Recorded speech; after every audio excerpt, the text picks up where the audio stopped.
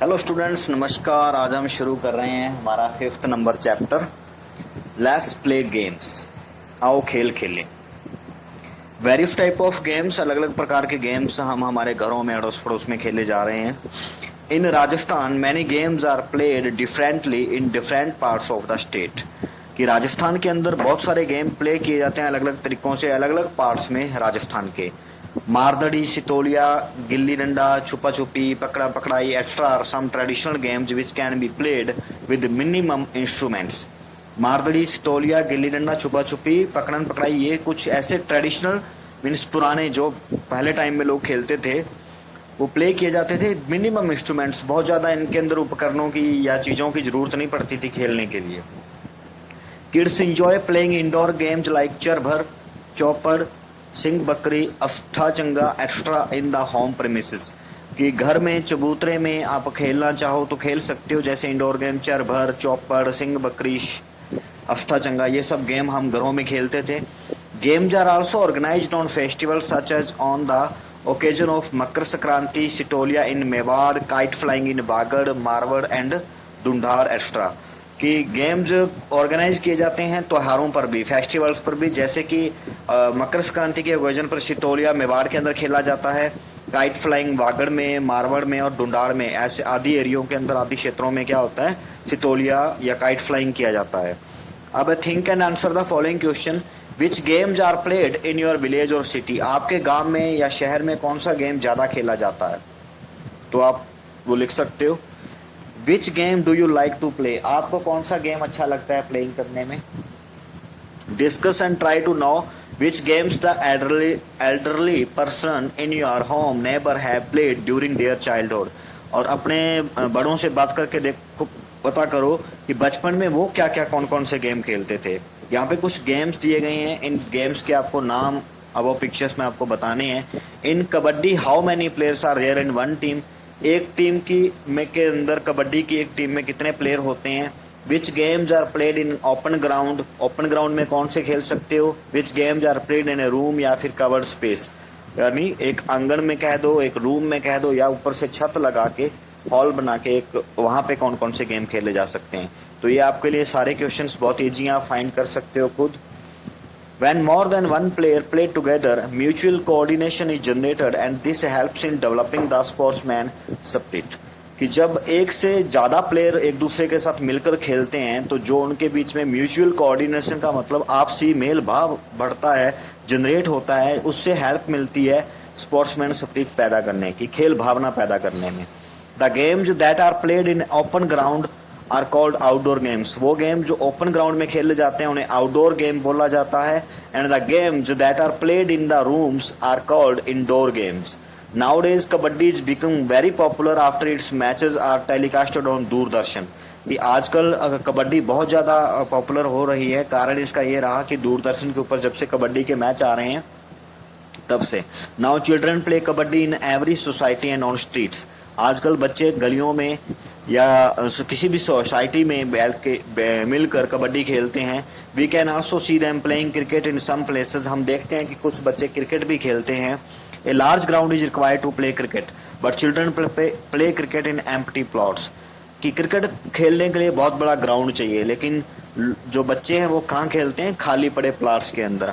Nowadays people have become quite aware of health too. आजकल लोग अपनी हेल्थ के बारे में भी क्या हो गए, जागरूक हो गए। इस वजह से therefore yoga is becoming more popular. इसी वजह से योगा आजकल पॉपुलर है।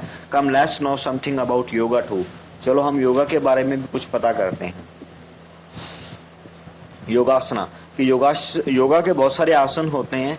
By looking at figure 5.2 picture and as per the instruction given by the teachers on yoga try to practice some asanas of yoga like tadasana, padmasana, paramasan, pawan muktasana. ये ताड़ासन, पद्मासन, पवन मुक्तासना क्या होता है, इसकी मैं वीडियो आपको अपलोड कर दूंगा वहाँ से। ये बहुत सारे आपके जो बॉडी के पोज होते हैं उनका कॉम्बिनेशन मिला के उसको ताड़ासन या फिर पद्मासन, पवन मुक्तासन। सूर्य नमस्कार के अंदर, सूर्य नमस्कार में बहुत सारे 12-13 प्रकार के आसन लगाए जाते हैं, तो वो कॉम्बिनेशन होता है अलग अलग आसन का। इन द अष्टांगा योगा ऑफ ऋषि पतंजलि, की ऋषि पतंजलि की अष्टांगा योगा बुक में देयर इज इंक्लूजन ऑफ यम, नियम, आसना, प्राणायाम, प्रत्याहार, धारणा, ध्यान एंड समाधि। कि यम, नियम, आसन, प्राणायाम, प्रत्याहार, धारणा, ध्यान और समाधि के बारे में विस्तृत चर्चा या लिखा हुआ है। For the overall development of students meditation is very important. कि अगर आप अपनी यादाश्त को, अपने कंसंट्रेशन लेवल को बढ़ाना चाहते हो तो आपको मेडिटेशन की आदत होनी चाहिए। This helps to develop the art of living a life. Yoga से डेवलप होती है आपके जीने का तरीका, चेंज होता है, एक पॉजिटिव एटीट्यूड आपके अंदर पैदा होता है।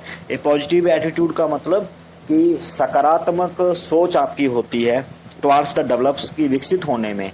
कि कोई भी चेंजेस पहले के समाज में इतना नहीं माना जाता था, अगर कोई चेंज, कोई नई बात करता था तो वो नहीं ली जाती थी। लेकिन अगर आप योगा करते हो तो आपका माइंड पॉजिटिव होता है, उससे पॉजिटिव होता है तो कोई भी डेवलप या चेंजेस होते हैं समाज के अंदर तो उसको आप बड़े खुश दिल से एक्सेप्ट करते हो। Yoga also help in physical, शारीरिक, मेंटल, मानसिक, इंटेलेक्चुअल, दिमागी तौर पर स्पिरिचुअली डेवलपमेंट। स्पिरिचुअल का मतलब होता है आध्यात्मिकता, डेवलपमेंट करता है हमारी।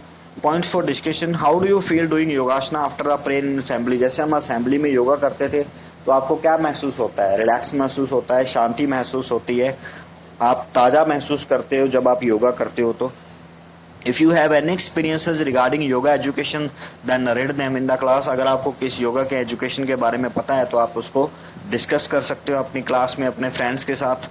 Y should we do yoga, हमें योगा क्यों करना चाहिए? क्योंकि योगा हमारी मेंटली हेल्थ के लिए, हमारी फिजिकली हेल्थ के लिए, हमारी स्पिरिचुअली डेवलपमेंट के लिए, हमारे एटीट्यूड के लिए बहुत ज़रूरी है। इस वजह से हमें योगा करना चाहिए। स्वामी विवेकानंद वंस सैड, स्वामी विवेकानंद जी ने एक बार कहा था, first of all we should strengthen the youth. कि हम सबसे पहले हमारे अंदर क्या होना चाहिए कि हमारी जो यूथ है उसके अंदर स्ट्रेंथ होनी चाहिए, ताकत होना चाहिए, उसको बढ़ावा देना चाहिए। Along with the source of entertainment, yoga and sports makes our body slender, healthy and beautiful. कि इसलिए हमें एंटरटेनमेंट के सोर्सेज के अलावा योगा क्या करता है, एक प्रकार का खेल भी है जिससे हमारी बॉडी में slender, healthy and beautiful. Slender का मतलब होता है कि चार्ज होना, ये हमारी बॉडी चार्ज होती है, हेल्दी होती है, ब्यूटीफुल होती है। With the efforts of Indian government, lakhs of people from different parts of the world did yoga and celebrated June 21st, 2015 as the Yoga Day। कि इंडियन गवर्नमेंट के help की वजह से पूरे वर्ल्ड के अंदर अलग अलग पार्ट्स में सेलिब्रेट किया गया था 21 जून 2015 को पहली बार योगा डे मनाया गया था। Nowadays many foreigners visit our country to learn the yoga. आजकल बहुत सारे फॉरेनर, विदेशी आते हैं हमारे देश में योगा सीखने के लिए। The united nation has declared June 21 as the international yoga day.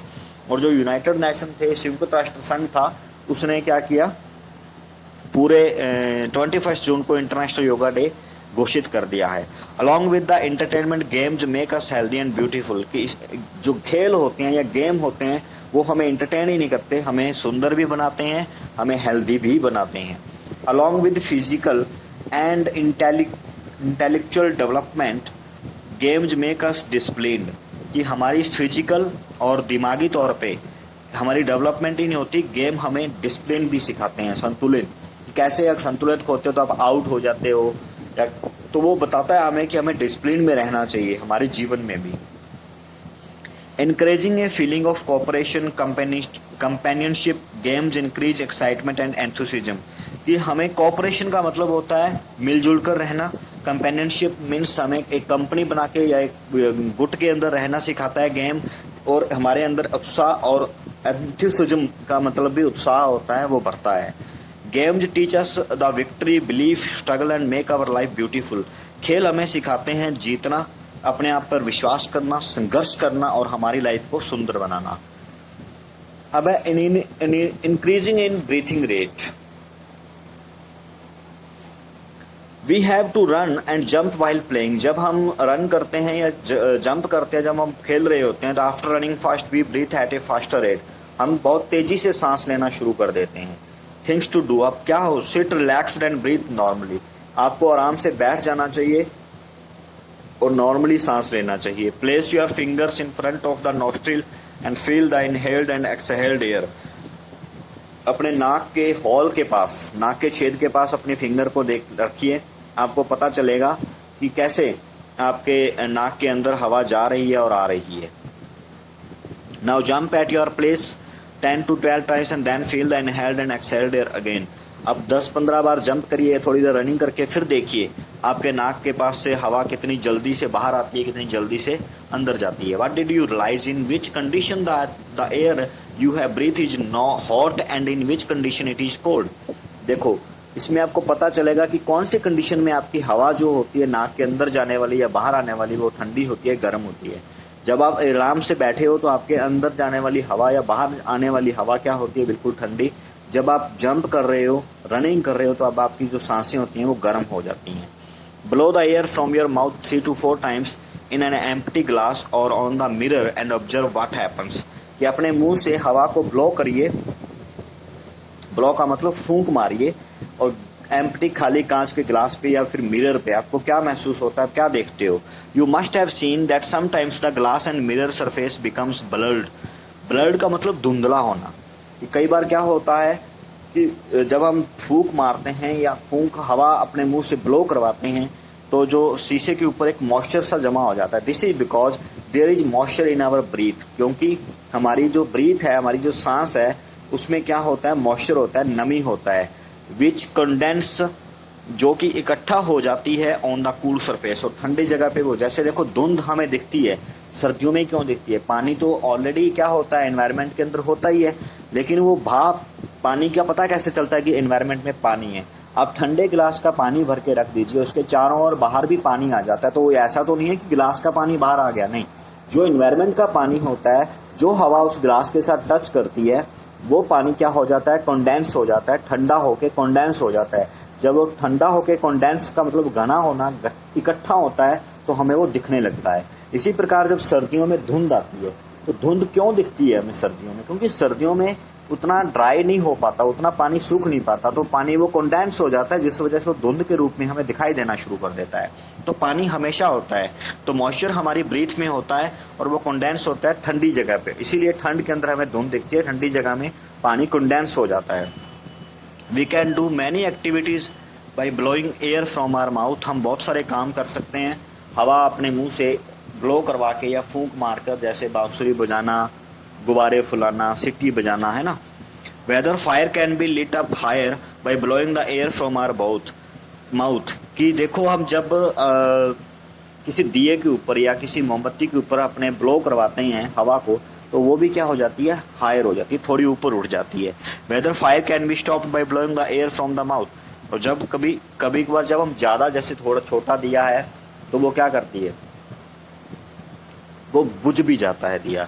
Which instrument are played by blowing the air from the mouth. कौन कौन से इंस्ट्रूमेंट है जो आप प्ले करवाते हो आप अपनी एयर को ब्लो करवा के।